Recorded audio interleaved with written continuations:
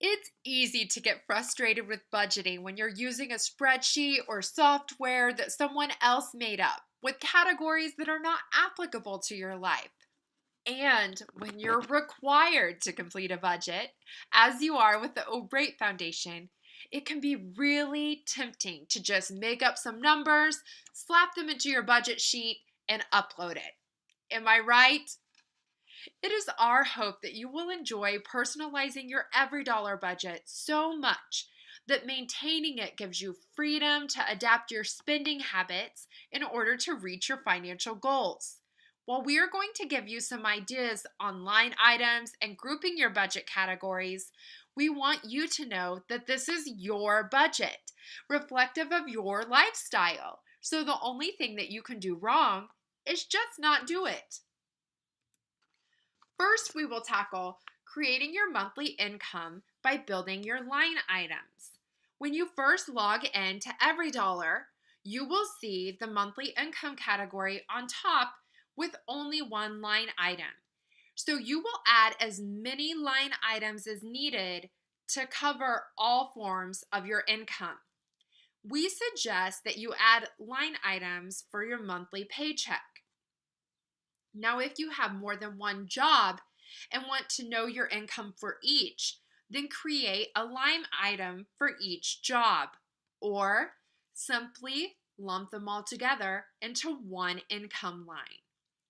We also want you to show the money that you would draw from your savings to spend and money that your family gives you for assistance. An example of this is if a family member pays your car insurance every month, you will want to put that amount on your financial help from family income line. Then include that same amount as an expense under your auto insurance line.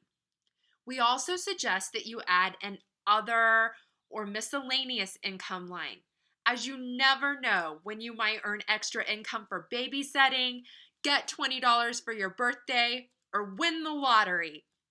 You should also consider adding other income lines that are applicable to your life, such as tips, child support, ETV funds, food stamps, Social Security, and royalties or other benefits. Finally, we want you to include your grants, scholarships, and loans as part of your income. Now, it is important to note that any type of loan is a debt and will need to be repaid. So you should think of loans as a debt that you've been awarded, not money that you've earned. But for the sake of creating a budget, we're going to consider it income. There are several ways to report your financial aid, so please do what makes most sense to you. You can lump all of your scholarships, Pell, SEOG, academic competitiveness, and other grants, Stafford's, Perkins, and other loans as reflected in this example. Or you can split them out separately into individual line items, as you can see in this example. Next, decide if you wish to report your financial aid as income only once a semester after it has been dispersed to you, or if it makes more sense to you to split it equally amongst the months of the semester. Whichever reporting tactic you choose, just make sure that you report your school expenses in the same manner so that your budget balances. If you do choose to report your financial aid and school expenses only once at the beginning of each semester, then feel free to delete your financial aid line items during the months that you are not reporting your financial aid as income, as reflected in this example. Or you could simply leave your financial aid income lines in your budget, but be sure to plan $0 on the month that you are not reporting financial aid as income. Lastly, you'll need to make sure to log your income as received each month. Think of this as getting a paper check. You know that you will have the amount of the check to spend, but it's not available to you until you deposit it into your account or cash it. To make your income appear on your budget as received, you will need to click the Add New Transaction link on the income note located on the right sidebar. Make sure that the button defaulted to income, enter the date and the amount, then click Track Income. Now, the money that you planned to spend is actually yours to spend. The first budget category that you will want to add is school expenses. It does not exist in every dollar, but we feel that it is extremely important. Add the category by scrolling to the very bottom of the web page and clicking Add New Budget Group. Then create line items for tuition and fees, textbooks, school supplies, and course fees, as these are expenses that almost every college student incurs. Be sure to add other school-related costs, such as parking fees, fraternity and sorority memberships, honor society dues, and club and organization fees. You can also choose to add some of these items to other categories if it makes more sense to you. Perfect example. You can add fraternity and sorority under your housing expense category if you're residing in-house that semester. Or you could simply add it to lifestyle if it's just membership dues that you're paying. No matter how you decide to categorize, just make sure that you have showcased your financial aid income to cover your school expenses. For your housing expense category, you will want to create a line item for room and board if you live on campus. While this can be viewed as a school expense, we personally think it's handy to have it in its own category. That way, if you ever live off campus, you can compare to see what's actually cheaper. So you can lump room and board together or split them out by room and meal plan. If you choose to separate them, then it's just great if you want to report your meal plan under the food expense category, which we'll discuss next. Now, if you make one payment per semester, you can report your room and board the same month that you report your other school costs.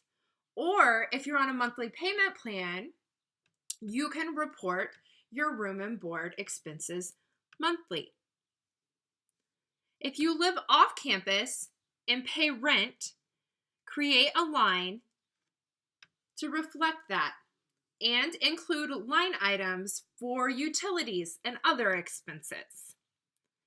If you live off campus with someone but do not pay rent, we would still suggest that you add a line item for that, but budget $0 in the planned expense category. You might ask why we don't suggest putting housing and food into one budget category. And that is because one of the top categories in which people overspend is food, especially on eating out. We think it's smart to give food a category of its own so that you can track your habits in this tempting area and make adjustments as needed. We do, however, understand if you choose to combine the housing and food categories. After all, it is your budget, so it is important to us that it makes sense to you. One other important suggestion that we want to make for the food category is to rename the generic restaurants line that's provided in EveryDollar to snacks and dining out, so that you can log every dollar that you spend not only at restaurants, but also at vending machines and gas stations too. Transportation is a category that can be removed if you do not have a vehicle, for example. If that is the case and you take advantage of public or other transportation, then you can include any associated fees in your lifestyle category. Now, if you do have a car, whether it's paid for or not, we suggest that you include a transportation category in your budget. Insurance and taxes might not be something that you're too concerned with now, but take it from the experts. When you are full on adulting, Insurance and taxes will be a reality. Choose to use this category only if it is applicable to you now. You might consider replacing the word tax with medical and logging your prescriptions and doctor visits under this category.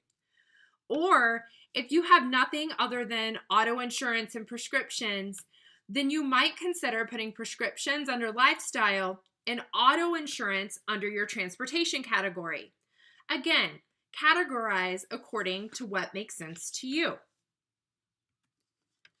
Lifestyle is an existing budget category in EveryDollar, but you will want to add, delete, and edit categories that fit your lifestyle.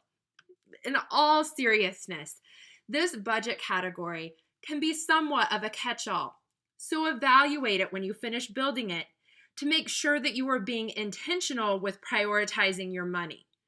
One of our suggestions for this category is adding a donations line item and deleting the existing EveryDollar giving category. We think giving is important, but it can be its own budget category once you have income that represents full-time employment. Clothing is also an existing line item that you will see in the original EveryDollar lifestyle budget category. And we suggest that you leave it in lifestyle if you do not want any remaining dollars at the end of the month that you don't spend in your clothing line item to roll over to the following month. However, if you do want the money that you contribute to roll over from month to month so that you have money for back to school clothes, for example, then we suggest that you set up your clothing line item as a fund, but be sure to put your clothing fund into your savings category instead of lifestyle. Also, you might question why we put cell phone and cable under lifestyle and not under housing. This is simply because we feel that those are lifestyle choices. It could be that you have already given every dollar of your income a purpose by the time you get to the savings part of your budget. But if you can find just $5 to put into your emergency fund, then you are making progress. The savings category is already built into the EveryDollar budget with an emergency fund line, which cannot be deleted because it's built into the Baby Steps plan. You can also set up a savings line to help you reach your savings goals, and we have included some ideas for you.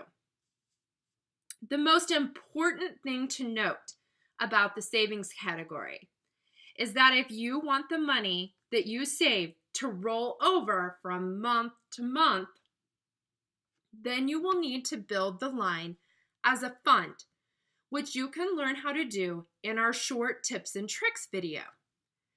Once your savings line items are built as funds, you can see the balance on the line item note located on the right sidebar. And if all of your line items are built as funds, then your entire savings category will roll over automatically from month to month. This is why we strongly suggest that you build all of your savings line items as funds and that you categorize all of your funds only in your savings category. Doing this will make it easier for you at the end of each month to determine what remaining dollars you need to distribute or manually roll over to the next month. Again, our tips and tricks video goes into more detail on moving remaining money at the end of each month. Remember, budgeting is telling your money where to go instead of wondering where it went. Keep this in mind and you'll feel great about tackling this new adventure.